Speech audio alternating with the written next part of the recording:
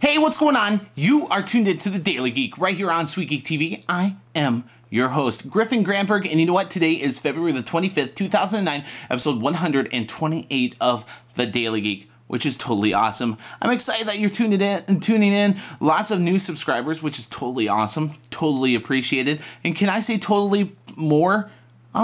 Yeah, probably. So stay tuned. Let's get to the geek news. Starting off with story number one. Google has logged on to Twitter. Now, some of you may Twitter, some of you may not Twitter. I'm a Twitter addict. In fact, you should follow me, twitter.com/Griffin Granberg. But here's the deal is it's not really that exciting. It's actually quite boring because, you know, Google has like 50 billion blogs that you could be following. And I mean, do I really care what 160 or 140, whatever the character count is for Twitter that they have to say? No, not so much. Because, I mean, it's all going to be PR spin BS anyways. I mean, we get that on their blogs. So anyways, story number two, Yahoo CFO is actually saying that selling the search business for Yahoo or possibly doing some sort of partnership would not be out of the question. However, he does say it's pretty difficult to do because basically in their data centers, they really don't distinguish like, hey, this is search business, this is answers, this is dating, this is jobs, blah, blah, blah. It's not separated like that. You know, the processes just go to whatever processors that are open and aren't getting overpowered. So it makes sense that it's difficult to, you know, just split and be like, okay, you buy the search business, here's, you know, a bazillion servers.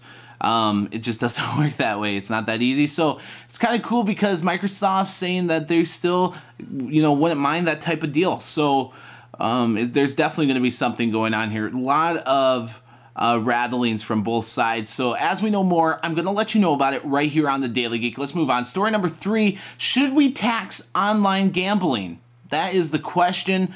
And you know what? My answer is hell yes, we should. In fact, why not? Because the industry actually grew over the last 2 years, which it's been banned since 2006. The industry still grew. In fact, if you look at the numbers from like 2007, which I think this survey went through, it says that if we taxed online gambling, that we would make $52 billion here in the US, which is totally awesome and needed. I knew I'd work another totally in there for you. And I just think that, I mean, it just makes sense. People are doing it anyways, and there's no regulation. I mean, it's basically the Wild West out there. That's the best thing I heard about it.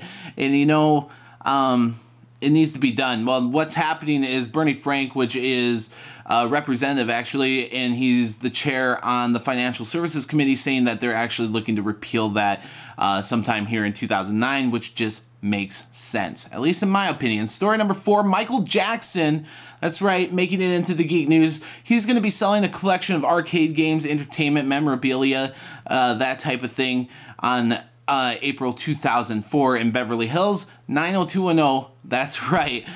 So if you are so interested and inclined, you can go ahead and go do that, or you can hit up the link that I'm including on the interesting links section on our main site, SweetGeek.tv. See the whole catalog. He basically owns almost every single arcade game made, and some of the memorabilia out there is totally awesome. Another one for you. So make sure you go check it out on the interesting link section on our main site, SweetGeek.tv. Let's move on to the last story of the day, story number five, which is just kind of a pathetic one. You know, lots of people, when I was thinking about doing this story, said, hey, you should buy him. You should just really buy him because it's just that lame.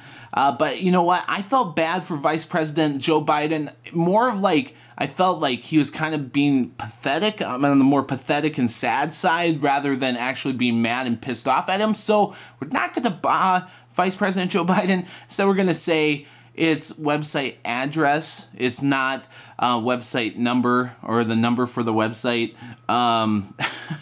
This is why I think that regulation coming from Congress just doesn't make sense, because these old farts just don't know what's going on in the tech industry.